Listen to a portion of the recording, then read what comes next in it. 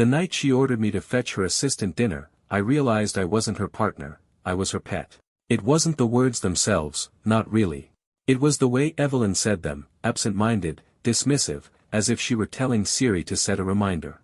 We were at her penthouse suite, 28 floors above the city, glass walls stretching out into the skyline like a kingdom she alone ruled. The chandeliers overhead dripped light like melting diamonds, each crystal catching fragments of my reflection and spitting them back at me, distorted. Evelyn didn't even look up when she spoke. She was bent over the marble island, scrolling through her phone with one manicured finger, her champagne glass sweating onto a coaster that probably cost more than my entire suit. "Order something for Daniel," she said, brushing me away with her voice. "Thai, sushi, whatever. He'll be hungry after running errands all evening." Daniel, her assistant, always nearby, always ready with her schedule memorized and her car door held open. I had laughed it off at first, though the sound caught in my throat. "I thought I was the fiancé," I said, half joking, half praying. She would glance at me and smile, reminding me I wasn't losing ground. But her eyes stayed glued to her screen. "Don't be dramatic," she murmured. "You're not in competition with Daniel." But that was a lie. I was.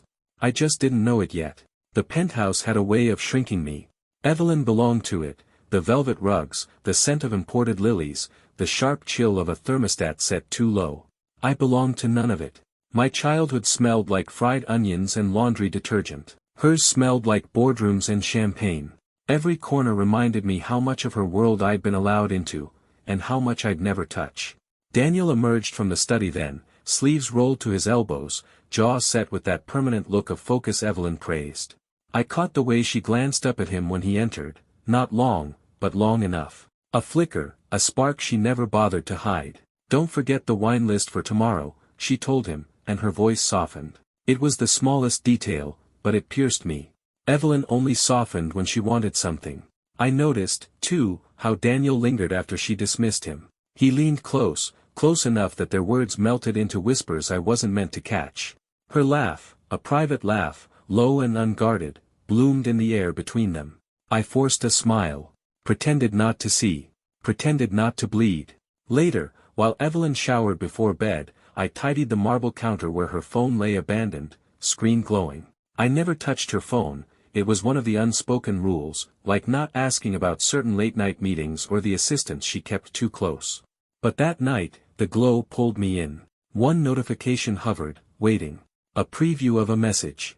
I told myself I wouldn't open it. I told myself I trusted her. But my hands betrayed me, trembling as I picked it up. The message was short, cruel in its simplicity. "He'll never find out. Meet after the gala." My stomach dropped, a freefall that left me dizzy. My thumb hovered over the screen, wanting more, terrified of more. The words repeated in my head, over and over, until they became a chant. "He'll never find out. He'll never find out." I glanced toward the bathroom door, steam curling beneath it. I could almost hear Evelyn humming. "My fiancé. My perfect, untouchable CEO fiancé." And all at once, the truth clicked. The dinner order, the whispered tones, the softened voice. The glass between us hadn't cracked yet, but I felt the first fracture running through me, sharp and jagged. I stared at the phone until the light dimmed, the words burning themselves onto the insides of my eyelids. "He'll never find out." But I had. I grew up in a house where the walls were too thin for secrets. Every argument, every overdue bill, every slammed door rattled the cheap picture frames hanging crooked in the hallway. My parents fought over things Evelyn never even noticed: rent checks, grocery sales, whether we could afford gas until Friday. I learned early to live with less, to polish hand-me-down shoes until they looked almost new, to wear my ambition like armor against the sneer of anyone richer. That ambition got me somewhere. I wasn't brilliant, not like Evelyn, but I worked harder than anyone else in the room. I took the jobs no one wanted, the hours no one envied. I turned coffee runs into networking opportunities, late nights into stepping stones. Eventually, I clawed my way into stability, an apartment that didn't leak, a car that started most mornings, a salary that paid more than it bled. By my standards, it was a triumph. Then came Evelyn. She was a storm in heels the first time I saw her, commanding a conference table like it belonged to her, though technically it did. She was already the youngest CEO in her company's history, the kind of woman business magazines turned into cover stories. sharp eyes, sharper smile, a presence that bent people into orbit. When she looked at me, really looked, it felt like being chosen. I mistook her gaze for gravity. Our first date wasn't dinner and drinks, it was a test. She took me to an art gala in a museum I'd never heard of, where champagne was poured like water and everyone spoke in languages of investments and acquisitions. I clutched my thrift store tie like a lifeline, trying to mimic the posture of men born into money. Evelyn never flinched at my awkwardness. She laughed, touched my arm, and introduced me as though I belonged. But that was her trick, wasn't it? She made you feel elevated, needed, indispensable. Only later did I realize the strings attached. Her affection came in strange packages. She'd praise me for knowing my place when I offered to carry her coat. She'd kiss me in public, lips brushing mine with a smile, then whisper directives against my ear like commands dressed as endearments. Smile bigger. Don't order the cheapest wine. Stand behind me when we're photographed. I told myself it was part of her world. She wasn't cruel, she was precise. Her world ran on image, and I was just adjusting to the spotlight. I convinced myself it was love, twisted into ambition's shape. Sometimes, though, the mask slipped. Once, at a board dinner, she corrected the way I pronounced the name of a vineyard in front of half a dozen of her colleagues. A harmless mistake. Her laugh was light, but her eyes cut sharp. He's still learning, she said, as if I were an intern she was training. That night, in the privacy of the car, I laughed too. Pretended not to mind. Pretended it wasn't humiliation disguised as guidance. Another time, she bought me a watch. Sleek, silver, expensive enough that I'd never buy it for myself. I thanked her, genuinely moved, until she added, "You'll look less like a boy in meetings now." Love, for Evelyn, was always barbed wire wrapped in silk. And then there was Daniel. Her assistant was always there, efficient, loyal, perfectly groomed. At first, I liked him. He laughed at my jokes, fetched Evelyn's forgotten documents, drove us to dinners when she'd had too much to drink. But gradually, I noticed his presence was never just professional. He lingered. Too long in doorways. Too long in conversations that dropped into silence when I entered. Too long in glances traded across a room when they thought no one was watching. I tried to rationalize it. Evelyn needed him. He was her right hand, her calendar, her shadow. She loved me. Didn't she? Still, doubt crept in like water under a locked door. One evening, at a cocktail party hosted in Evelyn's honor, I excused myself to the balcony for air. The chatter inside was suffocating, thick with laughter I couldn't parse and deals I couldn't follow. Out on the balcony, the city stretched beneath me, alive and indifferent. That's when I heard it. Daniel's voice, hushed but urgent, carrying through the cracked open door to the hallway. He was speaking to someone, another assistant, maybe, or one of Evelyn's friends. I couldn't see them, but his words reached me clearly, slicing the night in half. She says he's just temporary. The glass in my hand trembled. I stared at the golden swirl of champagne inside it, a mirror for my own reflection, warped and fragile. Just temporary. Like an accessory. Like a rental. Like something borrowed until she decided on something better. In that moment, everything I'd tried to ignore, the humiliations, the commands, the softened tones meant for Daniel, crashed down with the weight of inevitability. I was her pet, her placeholder. The man she paraded until she found the one she truly wanted. And worse, she'd already found him. There's a moment after a wound when you don't feel pain, only shock. A beat of silence where the mind refuses to accept what the body already knows. That was me, clutching my champagne glass on that balcony, Daniel's words still ringing like a gunshot. She says he's just temporary. I told myself I'd misheard. That he wasn't talking about me, about Evelyn, about us. But denial is a fragile dam, and once it cracked, everything rushed through. Every whisper, every softened command, every time she dismissed me with a flick of her hand, it all clicked into a shape I didn't want to see. I went back inside, plastered on a smile, stood at Evelyn's side like her shadow while she charmed a room of men twice her age. My fiancé, radiant in red silk, her hand brushing my arm as if to reassure me. Temporary. The word burned a hole through every gesture. That night, I lay awake beside her. Evelyn slept soundly, one hand curled beneath her cheek, lips parted in a half-smile as if dreaming of something, or someone, sweet. I wanted to shake her awake, demanding the truth. But I didn't. I lay in silence, the ceiling above me a blank canvas for every suspicion I'd buried. The truth came 2 weeks later. She had a gala, another charity circus hosted in her honor. I arrived early, dressed in the suit she'd picked for me. Evelyn liked to style me, as if I were another accessory to coordinate. She called it, helping me fit in. I called it what it was, control disguised as care. The ballroom glittered like a jewel box, gold drapes, white flowers, champagne flowing in endless rivers. Evelyn moved through it all like a queen, Daniel trailing at her shoulder, attentive to every flick of her hand. I watched them from across the room, the way her fingers grazed his wrist when she handed him her phone, the way he leaned close when she whispered instructions. Too close. Always too close. When she left for the stage to give her speech, Daniel slipped away. Something in me snapped. I followed. He went upstairs, to one of the hotel's private suites. My pulse thundered in my ears as I crept after him, telling myself I was insane, paranoid. But when I reached the door, slightly ajar, I didn't need imagination. Evelyn was there. Not at the podium where the audience expected her, but in Daniel's arms, her mouth pressed to his with a hunger I hadn't seen in years. The woman who kissed me like duty kissed him like fire. My breath caught a ragged sound that nearly betrayed me.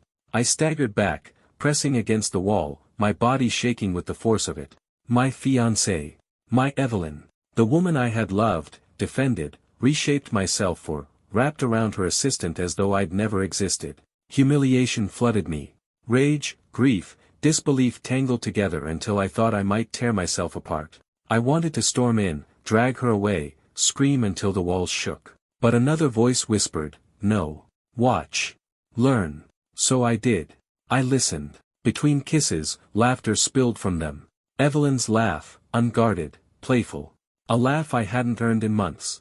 Don't worry, she whispered. He's harmless. He'll never find out. Harmless.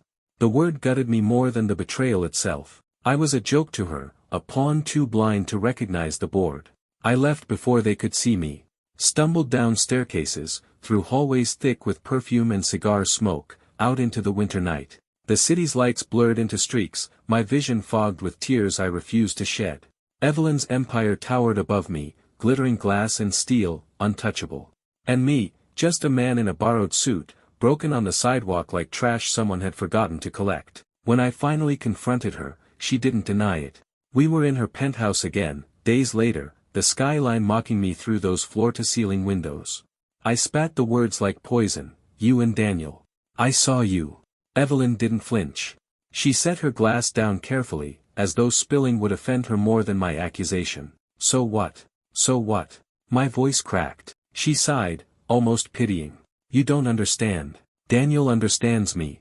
You, she gestured at me, dismissive, you cling to your middle-class morality, your little victories. It's sweet, but it's small. I couldn't breathe. I'm your fiancé. Exactly, she said, sipping her wine. You're perfect on paper. You look good at events, you don't embarrass me, you keep quiet when I need you to. But you'll never be my equal. Her words sliced deeper than any blade. She wasn't even ashamed. Wealth wrapped around her like armor, shielding her from consequence. She believed she was untouchable. And maybe she was. I thought the affair was the deepest cut. I was wrong. Weeks later, while sorting through emails on our shared laptop, something Evelyn rarely touched, I stumbled on a folder I didn't recognize. At first I assumed it was work-related, documents too tedious for me to understand. But curiosity clawed at me. I opened one. And froze. It was my work. Ideas I'd pitched to her in private, concepts I'd sketched out late at night, business strategies I'd been too shy to share with anyone else. Every file, every draft, neatly polished, rebranded, under Daniel's name. Dozens of them. I scrolled, panic rising, stomach twisting. There were even financial transfers, small at first, then larger, bleeding from my accounts into joint expenses that weren't joint at all. Money I thought had gone to our future had been funneled quietly into projects Daniel was leading. I staggered back from the screen, bile rising in my throat. Evelyn hadn't just stolen my love. She'd stolen my ideas, my savings, my future. She hadn't betrayed me for Daniel. She'd built him out of me. That night, Evelyn returned home, humming as though nothing had changed. She kissed my cheek, dropped her coat into my arms, and went to pour herself a drink. I stood in the doorway, staring at her silhouette against the city lights, my heart pounding with a new clarity. The betrayal wasn't just personal. It was professional, financial, existential. She hadn't just broken my heart, she'd hollowed out my life and handed the pieces to someone else. And she thought I was too harmless, too temporary, to ever fight back. Grief curdled into something sharper. Anger burned hot at first, but fire fades, what remained was colder, more dangerous. Revenge isn't a burst of rage, it's a blueprint. The night I uncovered Evelyn's files, my ideas polished into Daniel's career, my money siphoned like blood, I didn't scream. I didn't confront her. I poured myself a drink, sat in the dark, and began to plan. The engagement ring lay on the coffee table, catching the city's neon glow. I remembered the night I gave it to her, how my hands shook as I slid it onto her finger, how the room seemed to hum when she said yes. Back then it had been a symbol of devotion. Now, it was an artifact of my humiliation. But symbols can change. A ring can mean promise, or betrayal, love, or war. I picked it up, held it to the light, and smiled. This ring would not return to Evelyn. It would bury her. I started small. I became invisible again, the role she thought I played so well. I laughed at her jokes, warmed her bed, and fetched her drinks. I let her believe I was broken, harmless, temporary. That illusion was my shield. Behind it, I moved carefully. I copied every file from her laptop onto a private drive, emails, financial records, contracts with questionable clauses. Evelyn was meticulous, but her pride was her weakness. She never believed anyone could touch her empire, so she left traces everywhere. I collected them like a priest gathering relics. Every late-night meeting she had, I logged. Every unexplained bank withdrawal, I traced. Slowly, a picture formed. Evelyn wasn't just cheating on me. She was cheating her investors, laundering influence, greasing palms that would one day demand repayment. Daniel wasn't her equal. He was her pawn, a puppet groomed with my ideas and her money. I kept my silence, a smile on my lips while my private archive swelled with evidence. Planning revenge is like seduction. You don't rush. You wait for the perfect moment, the right lighting, the audience gathered to watch. Evelyn loved stages, adored applause. I would give her one last performance. Her annual corporate gala loomed on the calendar, a glittering circus she lived for. Every executive, investor, and rival would be there. Evelyn would be queen for a night, basking in their adoration. And I would shatter her crown in front of them all. Still, spectacle alone wasn't enough. Revenge had to be intimate. It had to cut where it hurt. For Evelyn, that meant more than humiliation. It meant betrayal, the kind that stripped her of control, the one thing she worshipped. That's when the idea came. Wicked, poetic. The engagement ring still gleamed on my desk, waiting. I realized it didn't belong to Evelyn anymore. It belonged to someone else, someone who would become my weapon. Daniel's rival. I'd heard her name in hushed tones, Clara Vey. A brilliant strategist, ambitious, always one step behind Evelyn's circle because Evelyn made sure of it. Clara had the brains Evelyn claimed for herself, the hunger Daniel pretended to possess. Most importantly, Clara hated Evelyn with a cold, patient venom. I began reaching out to Clara in small ways, passing comments at networking events, subtle encouragements, little acknowledgments Evelyn never granted her. I spoke to her like she mattered. Her eyes lit at the recognition. Seeds planted. And I watered them with stories. Not outright confessions, not yet. Just hints about Evelyn's corruption, her favoritism, her reliance on Daniel. Clara listened. I could see the calculation in her gaze.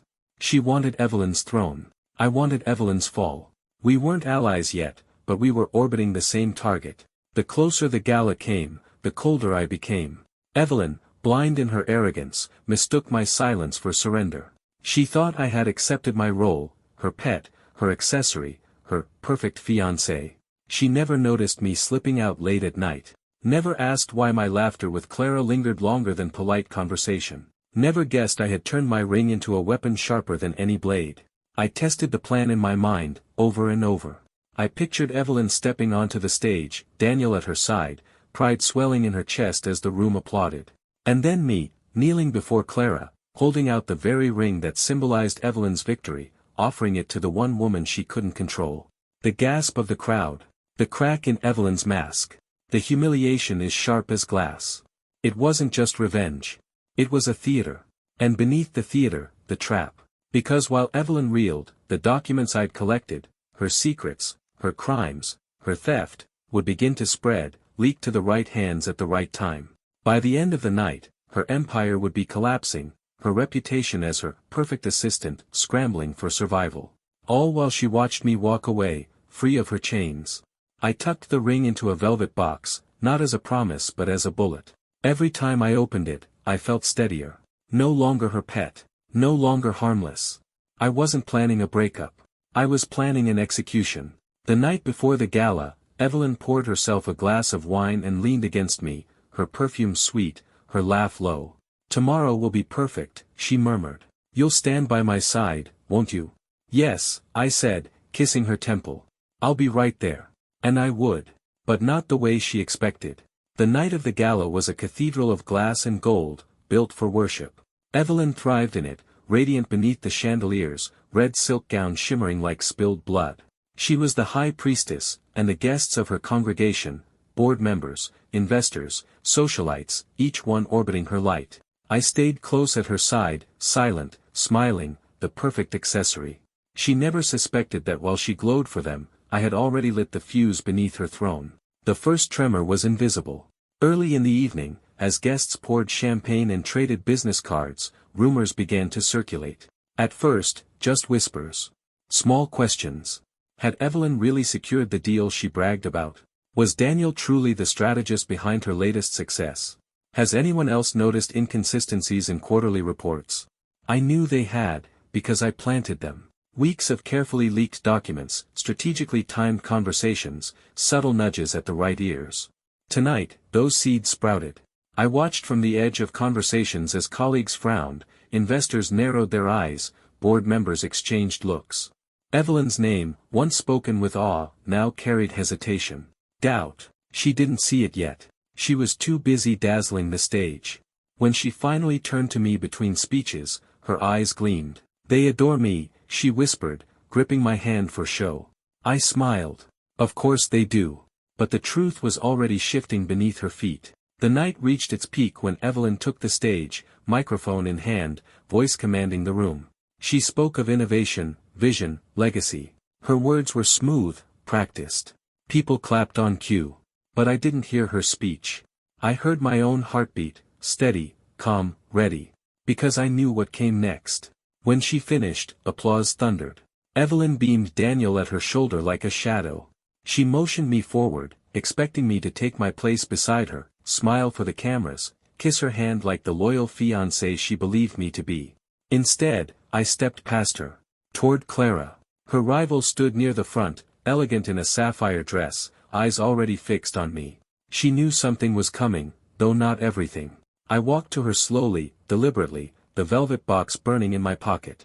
Gasps rippled through the crowd, confusion buzzing like static. Evelyn's smile froze, her head tilting in disbelief. I stopped before Clara, dropped to one knee, and opened the box. The engagement ring gleamed under the lights, the very ring Evelyn had once worn, the symbol of our bond turned into a blade.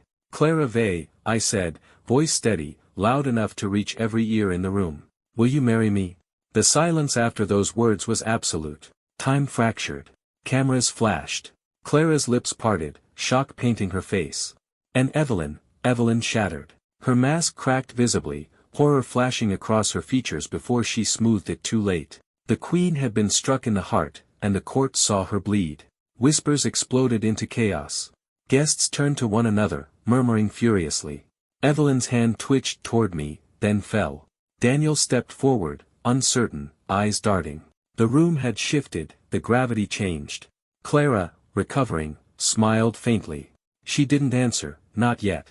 She didn't have to. The damage was done. Evelyn tried to regain control. "This is absurd," she snapped, laughter forced. "He's confused. A little, dramatic." She reached for me, voice sharp now. "Come back here. Don't embarrass yourself." But the board members weren't laughing. Investors leaned back, eyes cold. Some whispered openly now, their doubts crystallizing. They saw weakness, instability. Evelyn's perfect facade had cracked, and cracks are contagious. And then the betrayal she never expected arrived, not from me, but from Daniel. He stepped toward her, hesitation gone, spine straight. "Evelyn," he said, voice calm, almost apologetic. "Maybe it's time we explain things."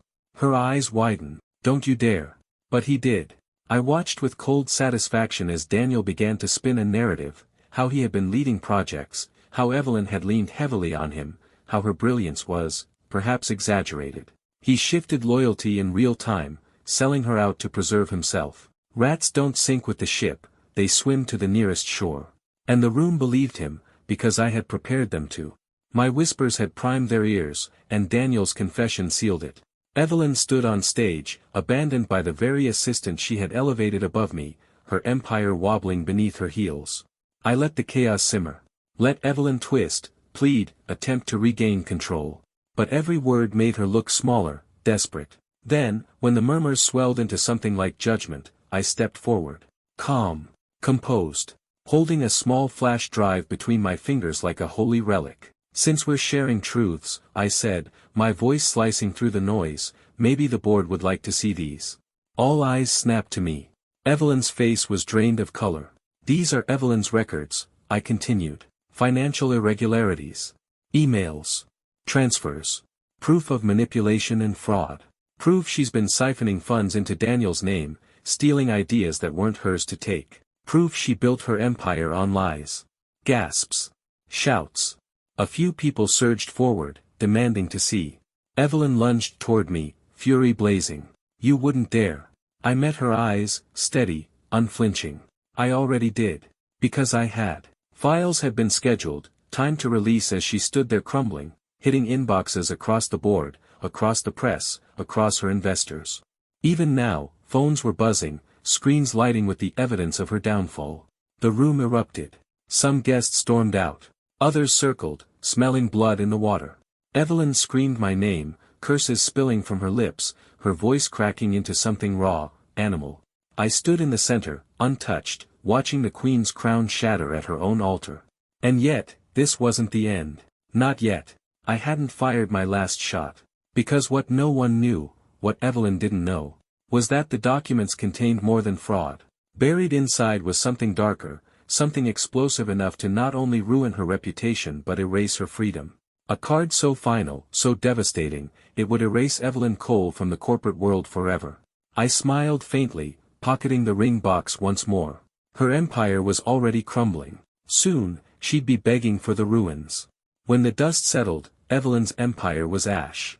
The documents spread like wildfire, investigations launched overnight, investors pulled out within days, and her board voted her out within a week. Her name, once a currency worth millions, became synonymous with scandal.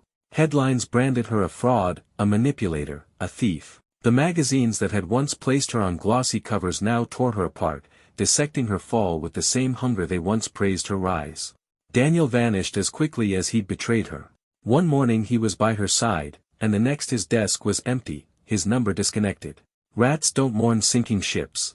He would resurface somewhere, no doubt, pretending he built his career on brilliance instead of theft. Evelyn had made him. She had destroyed me. And now he had destroyed her. As for Clara, she never answered my proposal, not directly. She didn't need to. The spectacle had been enough. She took Evelyn's weakness and turned it into leverage, climbing onto the stage Evelyn once ruled. I didn't love Clara, not really. She wasn't my salvation. She was my accomplice, my mirror, proof that Evelyn could bleed, that her kingdom had cracks waiting to be split wide open. And me? I walked away. The last time I saw Evelyn, she was alone in her penthouse, the skyline glittering coldly through those walls of glass. She stood barefoot, phone in hand, screaming into it at some lawyer who could no longer save her. Her hair was unkempt, her voice ragged, her silk gown wrinkled like tissue. When she noticed me in the doorway, she froze. For a moment, I saw the mask almost return, her spine straightening, her chin lifting. But then she saw my eyes, steady, unbroken, and her mouth snapped shut. She knew. It was over. Get out, she whispered, not with fury but with something weaker. A plea. I said nothing. Just placed the engagement ring box on the counter beside her abandoned champagne glass, its stem cracked from where her hand had slammed it earlier. The liquid had spilled, leaving a sticky trail across the marble. The glass itself tilted, fractured, waiting for one more touch to collapse completely. I left it there. Untouched. A symbol of everything she had been, everything she had lost. Walking out of that tower felt like stepping into a new body. For years I had worn the weight of her control, bent myself to her world, tried to polish myself into something acceptable. Now the air was mine again. I wasn't rich. I wasn't powerful, not by her definition. But I was free. Free from her humiliation. Free from her shadow. Free from being temporary. I carried no ring, no champagne, no promises.